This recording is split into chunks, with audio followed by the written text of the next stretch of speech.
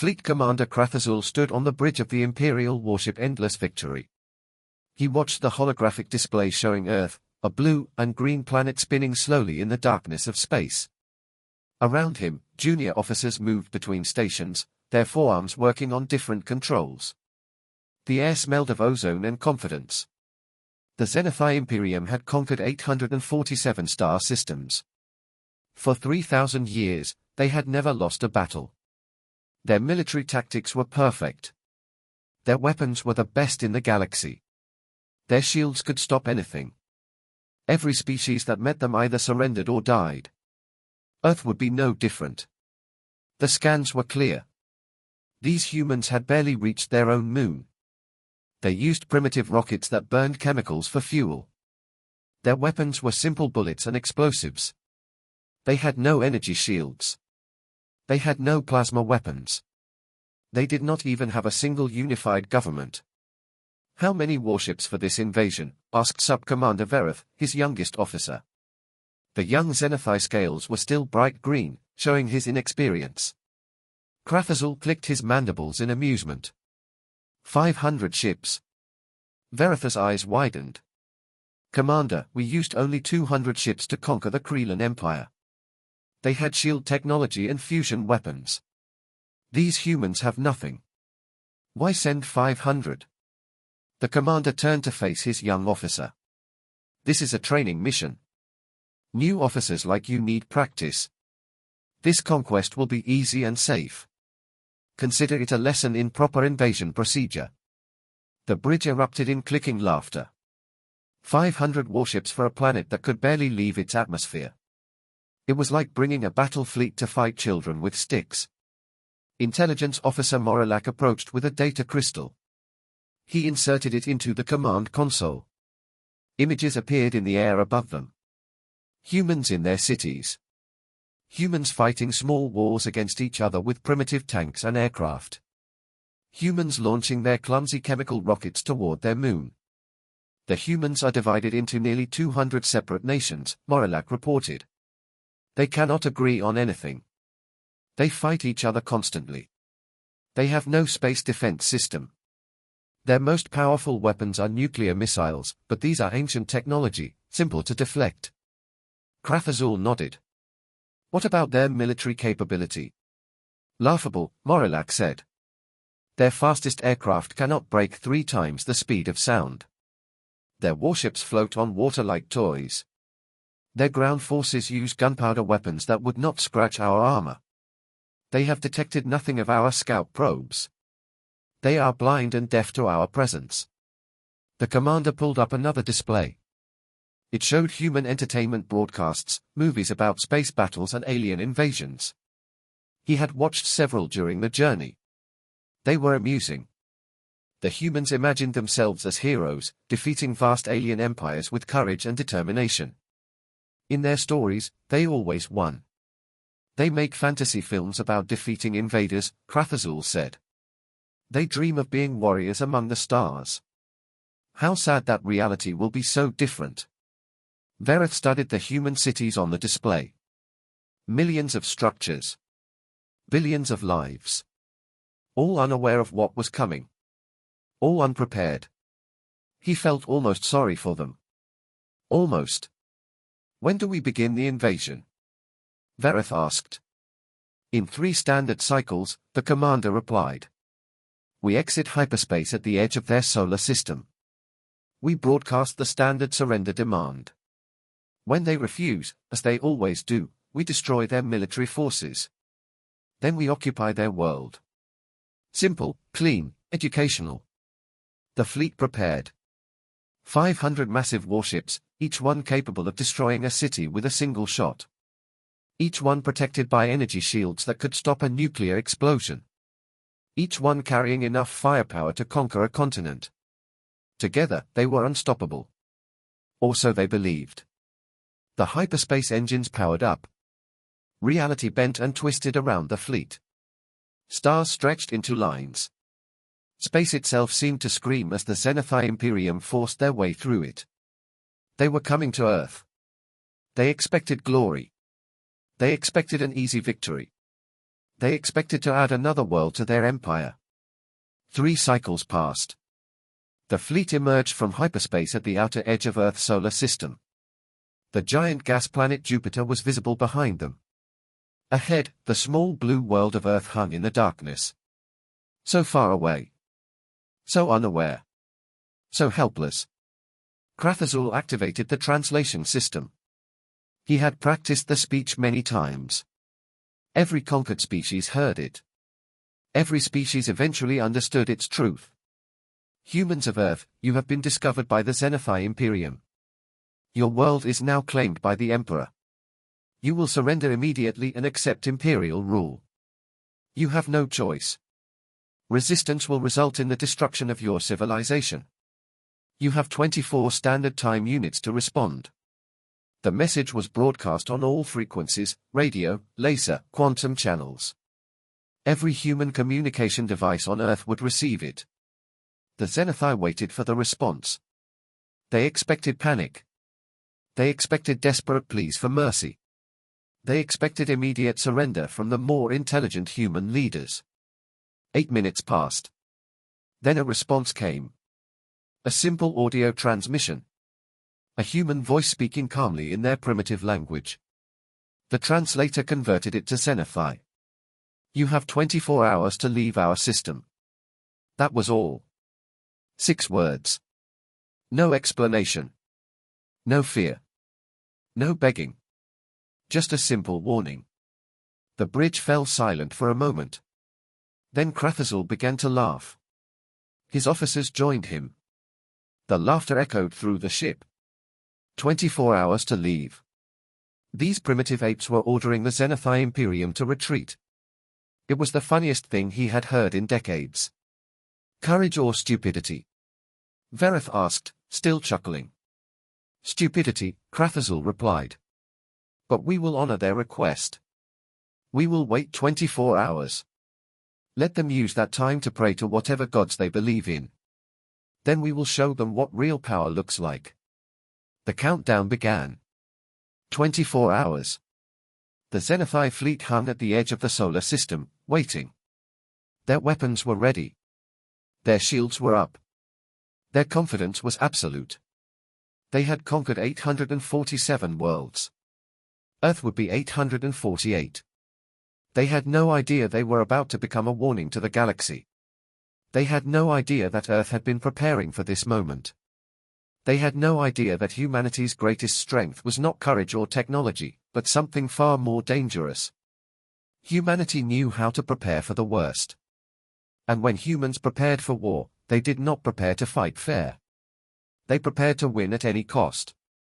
By any means. With every weapon they could imagine. And humans had very creative imaginations.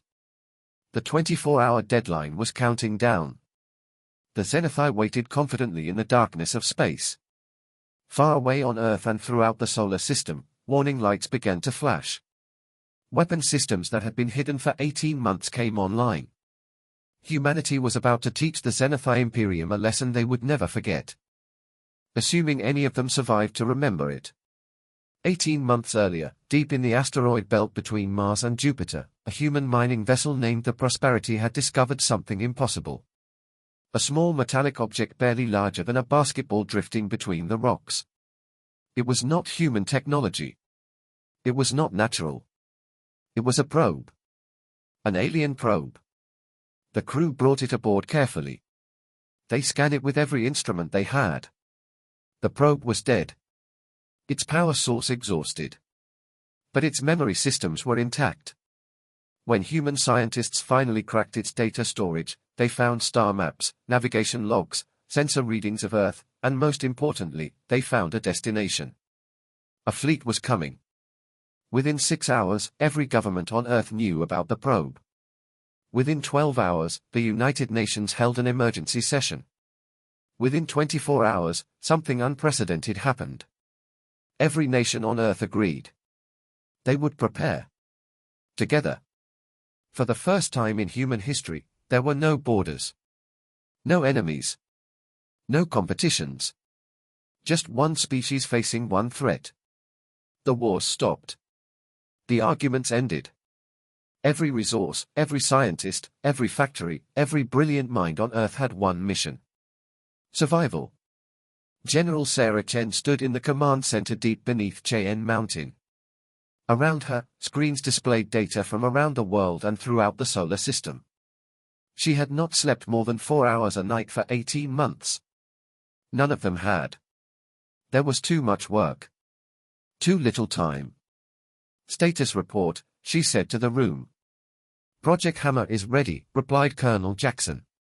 140 railgun platforms hidden in the asteroid belt.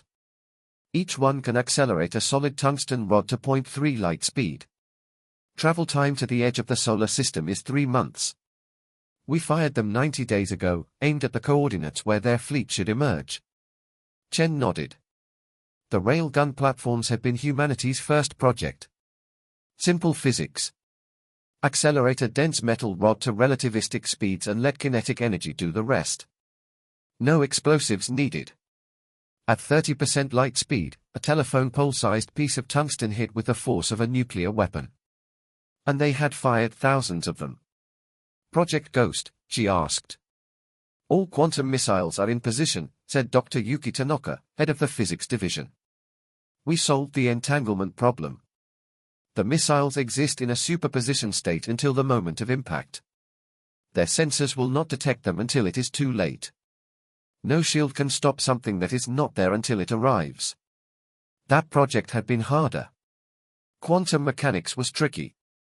Making a weapon phase in and out of reality required new physics, but humanity had thousands of research teams working on the same problems from different angles. When one team hit a wall, another found a way around it. Competition and cooperation together. Chaos that somehow worked. Project Sundiver? Chen asked, though she already knew the answer. This was the big one. The weapon they hoped they would never have to use. Operational, said Dr. James Morrison, his voice tired but proud. We have 3 orbital arrays positioned between Earth and the Sun. Each array contains 10,000 mirror satellites. They can focus and redirect solar radiation into concentrated beams. Think of them as giant magnifying glasses, but instead of burning ants, they can vaporize spaceships. The idea had come from a science fiction novel. Someone on the research team had read it and thought, why not? The Sun produced more energy every second than humanity had used in its entire history. Why build power sources when they could just borrow the Sun? The engineering challenges had been enormous. The results were terrifying. What about the nukes? Chen asked. Still in their silos, replied Admiral Thompson. We decided not to deploy them in space. According to the probe data, these aliens can deflect nuclear missiles. So, we will keep them as a last resort for ground defense if they land, which they will not. Chen looked at the orbital display. The solar system was covered in weapons. Hidden platforms in the asteroid belt, satellites around Mars, stations on the moons of Jupiter, defense grids throughout Earth orbit. Every nation had contributed. The Americans had built rail guns. The Russians had developed quantum missiles. The Chinese had engineered the solar arrays. The Europeans, Africans, Asians, everyone had added something. 18 months of every human working together. General, said a technician at a monitoring station. We are detecting a large spatial distortion at grid reference Zeta 9. Edge of the solar system near Jupiter. The room went silent. This was it. 18 months of preparation. 18 months of united human effort. 18 months of hoping they were ready. Now they would find out. How many ships? Chen asked calmly. Counting now. Initial estimate is 500 vessels. Large capital ships. They are broadcasting on multiple frequencies. The alien message came through. The translation software decoded it. A demand for surrender. A claim of inevitable conquest. A threat of destruction. The same message conquerors had been giving to victims for thousands of years. The same arrogant certainty of victory. Chen smiled. It was not a happy smile. It was the smile of someone who had prepared for the worst and was about to show it. Send our response, she said. The communications officer typed quickly. 6 words. Simple. Clear. Final. You have 24 hours to leave our system. Chen watched the alien fleet on the display. 500 ships. It looked impressive. Once upon a time it would have been impossible to fight. But humans had learned something important over their long violent history.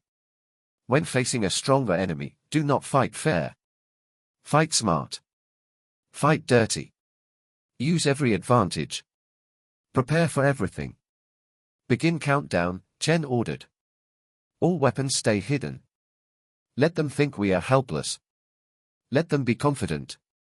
In 24 hours we showed them what humanity does to invaders. Across the solar system, human operators sat at their stations. In the asteroid belt, railgun crews waited beside their weapons. Around Mars, quantum missile teams checked their systems. Near the Sun, the solar array controllers monitored their mirrors. And on Earth, in bunkers and command centers and military bases around the world, people watched and waited. They just had not needed them until now.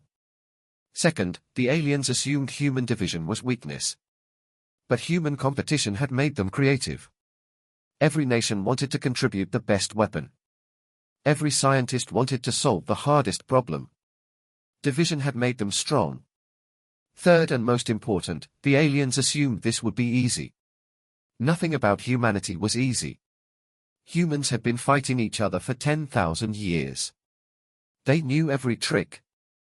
Every tactic. Every dirty move. They had written books about war. They made movies about war. They studied war like it was art. And now they had a common enemy. For the Zenati, this was supposed to be a training exercise. For humanity, this was survival. And when humans fought for survival, they did not fight fair. They fought to win. No matter the cost. All stations report ready, said the communications officer. Chen looked at the countdown clock. 23 hours and 58 minutes remaining. She thought about the aliens out there, laughing at humanity's warning. She thought about their confidence. Their certainty of victory. She almost felt sorry for them. Almost. Good. She said quietly. Now we wait. The 24-hour deadline expired at exactly 0600 hours Universal Time. Krathazul had enjoyed a good meal and a full rest cycle. He felt refreshed, ready. This would be quick and educational. His junior officers were excited. Their first conquest. What a way to begin their military careers. All ships advance to attack formation, he ordered. Shields at maximum. Weapons ready. Target their military installations first, cities second. We want survivors to rule over after all. The 500 Zenati warships moved forward as one. Perfect formation. Perfect discipline. Engines burning bright in the darkness. They had traveled this path 847 times before. Today would be no different. From Earth, a transmission. The same human voice as before. Still calm. Still without fear. We warned you. Engaging defensive protocols. Defensive protocols? Krathazul almost laughed again. What defenses? The humans had nothing in space except satellites for communication and observation. Nothing that could hurt a Zenati warship. Nothing that could even scratch their shields. Then the threat alarm screamed. Every sensor on every ship detected them at the same moment.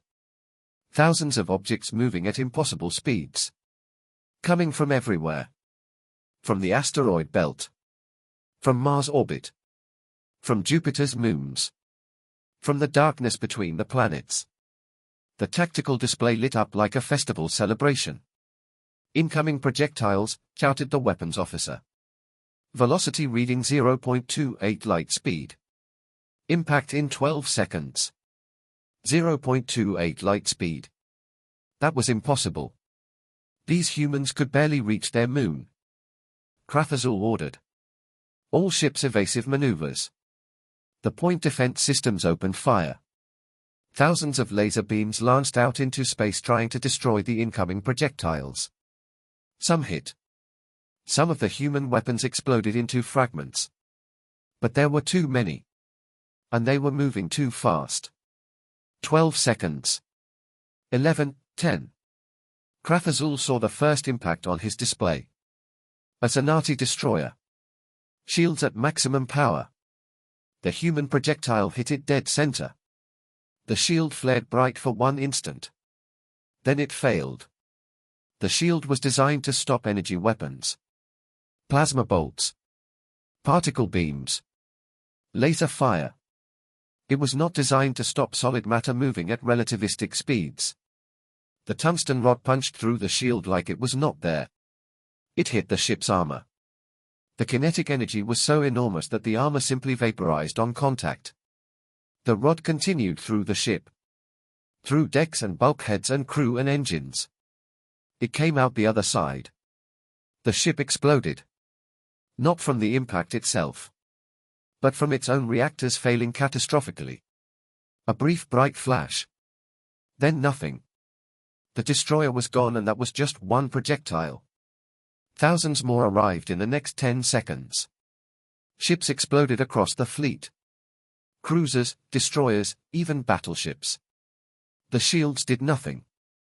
The armor did nothing. Solid tungsten moving at 0.3 light speed did not care about defenses. It just hit. And kept hitting. The Zenati formation broke apart as ships tried desperately to dodge. But the human weapons had been fired months ago. They had been aimed at where the Zenati would be. Not where they were. The humans had calculated everything perfectly. In the first 12 seconds, 143 Zenati warships were destroyed. Return fire, Krathazul screamed. All weapons fire at the planet. Destroy them. The surviving ships opened fire. Plasma cannons. Particle beams. Missile batteries. Enough firepower to crack a planet's crust. The weapons streaked toward Earth.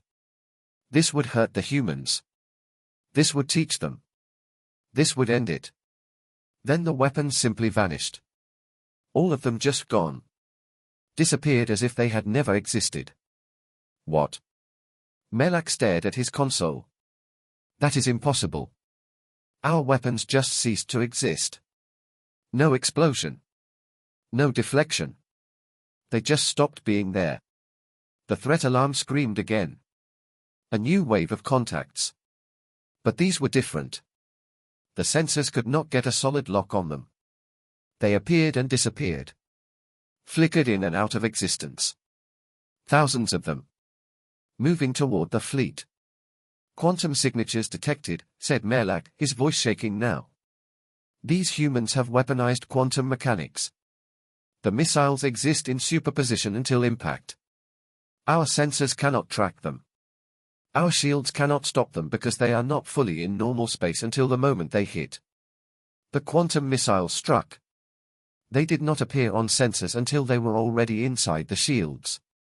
Already touching the hull. Then they exploded. Not with fire or plasma, but with directed matter-antimatter reactions. Small yields, precise, surgical. Each missile was designed to destroy specific ship systems, engines, weapons, life support, command decks. More ships died. Cruisers lost their engines and drifted helplessly. Destroyers lost their weapons and shields. Battleships lost their command decks, leaving them blind and deaf. The Zenithai formation was not just breaking apart now. It was disintegrating. 90 seconds into the battle and they had lost more than half their fleet. Retreat. Krathazul ordered. All ships, emergency hyperspace jump. Get us out of here. The surviving ships tried to activate their hyperspace drives. Tried to escape, but the quantum missiles had been thorough. Drive systems were damaged. Navigation computers were destroyed. And even the ships that still had working drives needed time to charge them. Time they did not have. From Earth, a new energy signature. Massive. Growing.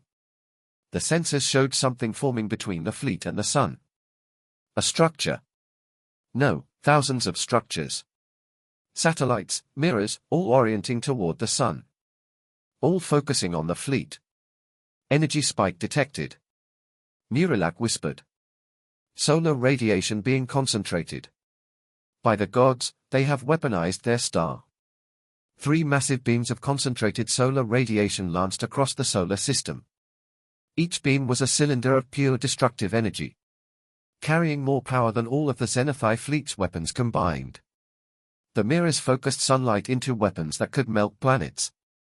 And right now they were aimed at the remaining Xenophai ships. The beams hit. Ships did not just explode. They did not just break apart. They vaporized. Atoms were stripped from atoms. Matter was converted to energy. The shields flared and failed instantly. The armor lasted less than a second. Then there was nothing but expanding clouds of plasma. The solar beam swept through the fleet like searchlights through fog. Krathazul watched ships die. His fleet. His proud, unstoppable fleet gone, just gone. In 7 minutes. 847 worlds conquered over 3,000 years. And now destroyed by a species that was supposed to be primitive. Helpless. Easy. The endless victory's engines were damaged. Life support was failing. Weapons were offline. They were crippled. Dead in space. Around them the last few Xenophai ships drifted as debris. Some were intact but powerless. Most were nothing but wreckage. 498 ships destroyed. Only 2 survived. The flagship and 1 escort. Both crippled. A new transmission from Earth. The same calm voice. You have 1 ship capable of hyperspace jump. We are transferring power to your escort vessel now. You will return to your Imperium. You will tell them what happened here. You will warn them that Earth is defended. If you ever return, we will not be this merciful. Merciful? This was mercy? Krathazul looked at the casualty reports. 94,000 crew dead. 498 ships destroyed. His fleet annihilated in 7.5 minutes. And the humans called this mercy? Then he understood. The humans could have killed them all. Every ship. Every crew member. They had the weapons. They had shown that clearly. But they deliberately left survivors. They wanted witnesses. They wanted someone to carry the message back. This was not mercy. This was psychological warfare. Humans did not just defeat you. They made sure you remembered it. They made sure everyone else knew about it, too. The escort vessel's engines came back online. Human power transmission. The humans were giving them the energy to escape. Giving them permission to run away. The shame of it was worse than death would have been. Transfer the surviving crew to the escort. Krathazul ordered quietly. Prepare for hyperspace jump. We are going home. No one spoke as they prepared to leave. No one met each other's eyes. They had come here expecting an easy victory. A training exercise. A celebration. Instead they had found something that would haunt them forever. They had found humans. And humans, it turned out, were not prey. They were not victims waiting to be conquered. They were predators. And Earth was their territory. The journey back to Xenophai space took 8 months. 8 months of silence. 8 months of shame. 8 months of trying to understand what had happened. Krathazul spent most of that time reviewing the battle recordings. Watching his fleet die. Watching again and again. Trying to find answers. Some refused to eat.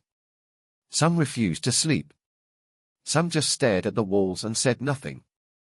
They had been the elite warriors of the Xenophai Imperium. Now they were broken. Verith, the young officer who had been so excited about his first conquest, sat in the corner of the command deck. He had not spoken in 3 months. His bright green scales had turned grey. His eyes were empty. He had watched his friends die. His mentors. His entire future. Krathazul sent regular reports back to the Imperium as they traveled. Detailed accounts of the battle. Technical data on human weapons. Casualty lists. Each time the response was the same. The Imperial War Council did not believe him. They thought he was lying. Making excuses. Trying to hide some failure of leadership. How could they believe it? 500 warships destroyed in 7 minutes by a species that should have been primitive. It sounded insane. It sounded like a bad excuse from a coward. But Krathazul had the recordings. He had the data. He had the survivors. And soon the War Council would have to face the truth. They finally arrived at the Zenithai homeworld. The beautiful blue and purple planet where the Imperium had begun 3,000 years ago. The place where victory after victory had been celebrated. The place where conquered species came to kneel before the Emperor. Now it would be the place where Krathazul delivered the worst news in Imperial history. The escort ship docked at the military orbital station. Security forces were waiting. They escorted Krathazul and his senior officers to the surface. To the Imperial War Complex. To the chamber where the War Council made their decisions. 17 generals and admirals. The finest military minds in the Imperium. All of them looking at Krathazul with anger and disgust. Grand Admiral Thexner stood at the center of the chamber. He was ancient. His scales were almost white with age. He had commanded fleets for 400 years. He had never lost a battle. He had never retreated. He had never failed. And right now he was furious. Fleet Commander Krathazul, you were given 500 warships. 500, more than enough to conquer any world in the galaxy. And you return with one damaged escort vessel. And 400 survivors. Explain yourself. Krathazul stepped forward. He was exhausted, haunted, but he was still a warrior. He would deliver his report with honor. Even if it cost him everything. The humans were not what we expected. He began. Our intelligence was incomplete. We did not know they had been preparing. We did not know what they were capable of. Another council member, Admiral Kresh, interrupted. The humans have no shields, no plasma weapons, no defense grid. Our scouts confirmed this. Are you saying our scouts were wrong? No, the scouts were correct. The humans do not have shields or plasma weapons. They have something else. They have weapons we never imagined. Weapons that make our technology obsolete. The council chamber filled with angry clicking and hissing. Obsolete? The Zenithai? Impossible. Krathazul raised one hand for silence. Then he activated the holographic display. The battle recordings began to play. The council watched. They saw the Zenithai fleet advancing confidently. They saw the threat alarms. They saw the first wave of projectiles. The ships exploding. The shields failing. They saw the quantum missiles appearing from nowhere. They saw the solar beams vaporizing entire warships. They saw 7 minutes and 34 seconds of total destruction. When the recording ended, the chamber was silent. No one spoke. No one moved. They were all thinking the same thing. If this was real, then everything had changed. The Imperium was no longer invincible.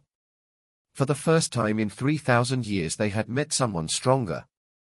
Grand Admiral Thexner spoke first. His voice was quiet now. Controlled. Show me the human weapons again. The projectiles. Explain how they worked. Krathazul brought up the technical data.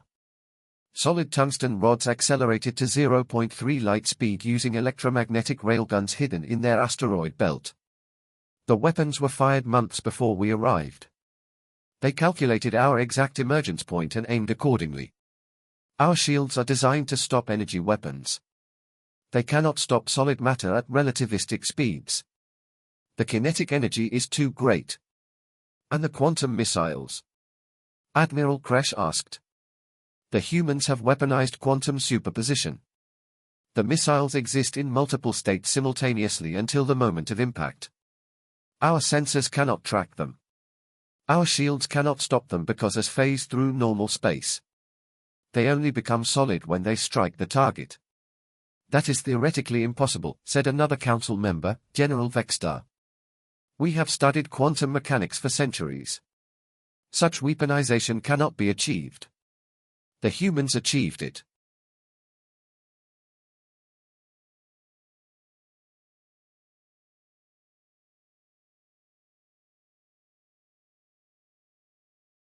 Each beam carries more power than our entire fleet's weapons combined.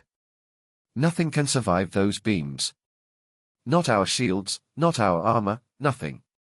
The council members looked at each other. Some were angry. Some were frightened. All of them were struggling to accept what they were hearing. The Zenithai Imperium had built its power on superior technology and perfect tactics. Now they faced an enemy that had made their technology irrelevant. We must strike back, said Admiral Kresh. We cannot let this stand. Send the Grand Armada, 10,000 ships. Even these humans cannot survive that. No. Krathazul's voice cut through the chamber like a blade. Everyone turned to stare at him. A fleet commander did not contradict an admiral. Not in the War Council, not ever. But Krathazul did not care about protocol anymore. You do not understand. They were holding back. Holding back. Thexner leaned forward. What do you mean? I accessed their public information networks during the battle. I reviewed their military capabilities. They have weapons they did not use on us. Nuclear devices, antimatter warheads, biological agents, chemical weapons. They have city-killer bombs and planet-buster missiles. They did not deploy any of them against us. The council fell silent again. Krathazul continued. They deliberately chose weapons that would destroy our fleet but leave survivors. They wanted witnesses. They wanted us to come back here and tell this story. This was not just a military victory. This was a message. Stay away. Do not return. Or next time we will not be merciful. Merciful. Admiral Kresh's voice shook with rage. They killed 94,000 of our warriors. They destroyed 500 ships. And you call that mercy? Yes, because they could have killed us all. They chose not to. They sent us home to warn you. Krathazul looked directly at Grand Admiral Thexner. If we send the Grand Armada, it will die, too. Maybe it will take them longer. Maybe we will destroy some of their weapons first, but we will lose. And then the Imperium will have lost 11,000 ships to one primitive world. What will that do to our reputation? What will our conquered subjects think when they hear about it? The truth of that statement settled over the chamber like a heavy weight. The Zenithai Imperium ruled through fear and respect. Fear of their military might. Respect for their perfect record of victory. If word spread that humans had destroyed a Zenithai fleet, rebellions would start. Conquered worlds would see hope. Rival empires would see weakness. The entire structure of imperial power would begin to crack. What do you suggest? Thexner asked quietly. Peace. Krathazul said the word that no Zenithai military commander had ever spoken before in this chamber. We send ambassadors. We open negotiations. We treat them as equals. Because whether we like it or not, they are equals now. Maybe more than equals. The War Council debated for 3 days. Some wanted revenge. Some wanted to pretend it never happened. Some wanted to study human weapons and try to copy them. But eventually wisdom prevailed over pride. The decision was made. The Zenithai Imperium would seek peace with Earth. And Krathazul, the failed fleet commander, would be their ambassador. He knew the humans. He had survived them. He could speak to them with the authority of someone who had faced their power and lived. As Krathazul left the War Council chamber, he thought about what was coming. First contact. Not as conquerors. Not as warriors. But as suppliants, as equals. The Zenithai Imperium would have to learn a new way of dealing with other species. And all because of humans. Those strange, creative, dangerous humans who had spent 10,000 years fighting each other. And had learned every possible way to win. 1 year after the battle, the galaxy had changed. The battle recordings had leaked. The story had spread. Every spacefaring species in 3 sectors had heard about Earth. About the humans who destroyed a Zenithai fleet in 7 minutes. About the species that weaponized their own star. The story grew with each retelling. Some versions were exaggerated. Some were understated. But the core truth remained. Earth was defended. Earth was dangerous. 3 alien empires sent ambassadors to Earth within the first 6 months. The Krellan Unity wanted an alliance against the Zenithai. The Margath Federation wanted to buy human weapons. The Zethian Collective wanted to make sure humans would never turn those weapons on them. Each arrived with gifts and proposals and hope. Each left with more questions than answers. General Sai Chen met with each ambassador personally. The conversations were always interesting. The aliens could not understand human thinking. They could not understand why Earth did not immediately launch a conquest. Why humans did not use their obvious power to dominate others. Why they seemed more interested in trade agreements than territory. We do not want to conquer anyone. Chen explained to each visitor. Think we are weak, then you will learn what we are truly capable of. And you will not enjoy the lesson. The message was always the same. Peace through strength. Cooperation through mutual respect. Earth was not interested in empire. But Earth was absolutely committed to survival. And anyone who threatened that survival would face the full weight of human creativity, determination, and excessive preparation. Meanwhile, the battle recordings continued to spread across the galaxy. Engineers studied them. Military strategists analyzed them. Weapons designers tried to copy them. A galactic arms race began. Every empire wanted rail guns. Every fleet wanted quantum missiles. Every world wanted solar arrays. But building such weapons required more than blueprints. It required the kind of creative, competitive chaos that humans had cultivated for millennia. The Zenithai tried first. They built rail guns in their military shipyards. The weapons worked. But they were slow to produce. Expensive to maintain. The Zenithai had one military doctrine. One approved design. One way of doing things. Humans had thousands of competing designs, each trying to be better than the others. The Zenithai could copy the technology. But they could not copy the culture that created it. 12 months after the battle, Krathazul returned to Earth. This time, he came alone. No fleet, no weapons. Just one small diplomatic vessel carrying the former fleet commander turned ambassador. He carried a message from the Emperor himself. A formal proposal for peace. A recognition of Earth as a sovereign power. An offer of trade and mutual respect. The meeting took place at the United Nations building in New York. Krathazul walked through human streets for the first time. He saw their cities. Their people. Their normal lives. They did not look like warriors. They looked soft. Vulnerable. Busy with their daily concerns. But he knew better now. These soft-looking creatures had destroyed his fleet. These vulnerable-seeming beings had weapons that could crack planets. General Chen met him in a conference room. Also present were representatives from major Earth nations, scientists, military officers, politicians. All of them watching the alien ambassador with a mixture of curiosity and caution. Welcome to Earth. Ambassador Krathazul Chen said formally. We received your message. We are willing to discuss peace. Krathazul bowed in the Zenithai manner. His scales had regained some of their color. But his eyes still held the memory of that terrible day. On behalf of the Zenithai Imperium, I offer formal apologies for our attempted invasion. We underestimated you. We assumed superiority where none existed. We have learned from this mistake. Have you? One of the other human officers, Colonel Jackson, leaned forward. Because we have been monitoring your space. You have been building weapons. Copying our designs. That does not look like peace to us. Krathazul clicked his mandibles, a gesture of acknowledgement. We are building defenses. Not for use against you. Against others. The galaxy has seen what you did to our fleet. Some species see that as inspiration. They think if humans can defeat Xenophi, perhaps they can, too. The Imperium faces threats we have not seen in centuries. We need to adapt. Good. Chen said. That is the first honest thing any alien has said to us. You are afraid. Not of us specifically, but of what we represent.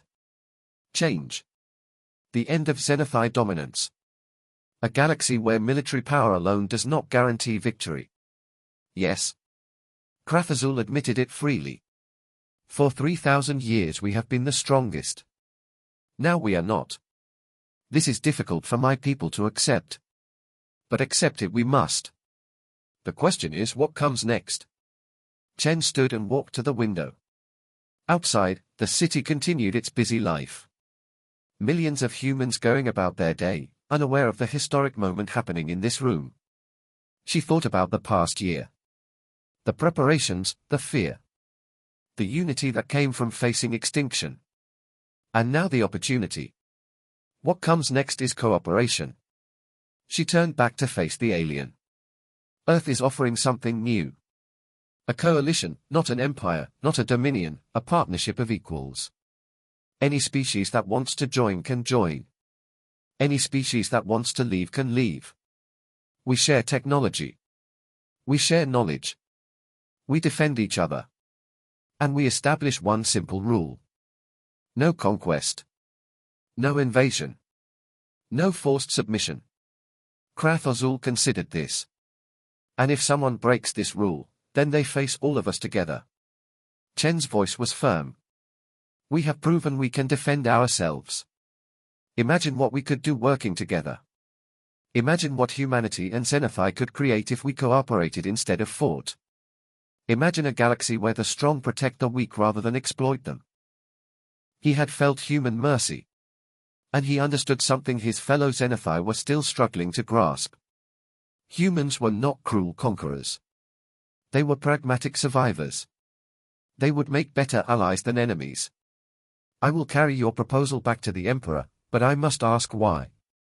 Why offer this to us? We tried to invade you. We would have conquered your world if we could. Why show us mercy? Why offer partnership? Chen smiled. Because we have been fighting ourselves for 10,000 years. We know what war costs. We know what hate does. We know that yesterday's enemy can be tomorrow's friend.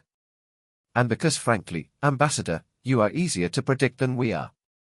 You follow rules. You have honor. You can learn. Those are qualities we can work with. She paused, then added, plus we have been monitoring deep space.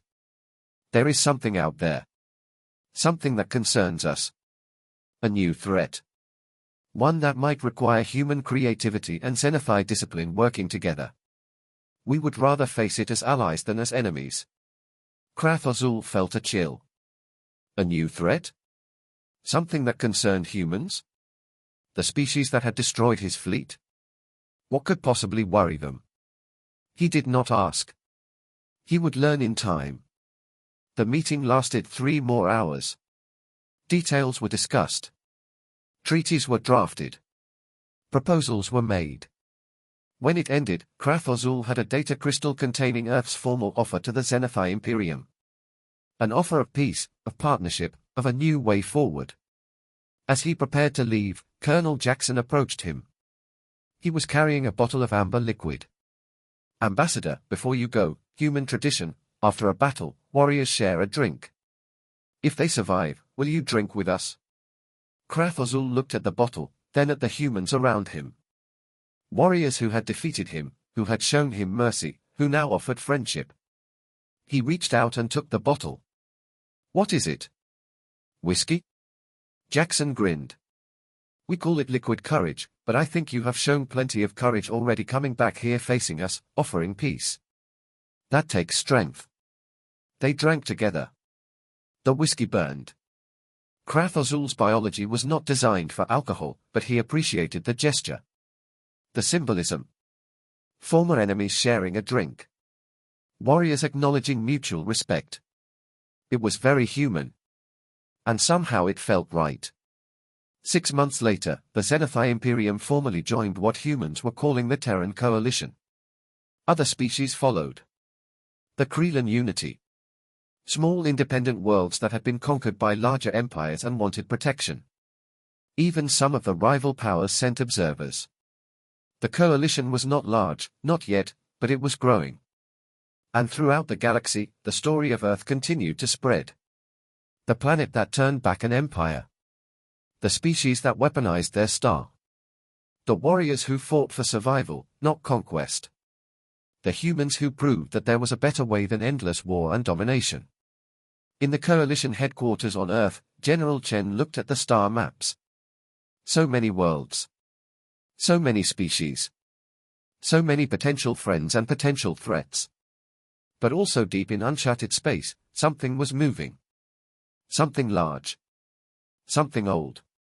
Something that had been sleeping, but was now waking up. An aide approached her. General, the Xenophai ambassador is here. He says his analysts have detected the same anomaly we have. He wants to discuss a joint research mission. Chen nodded. Send him in and call the science team. If we are going to face whatever that is, we will need everyone working together.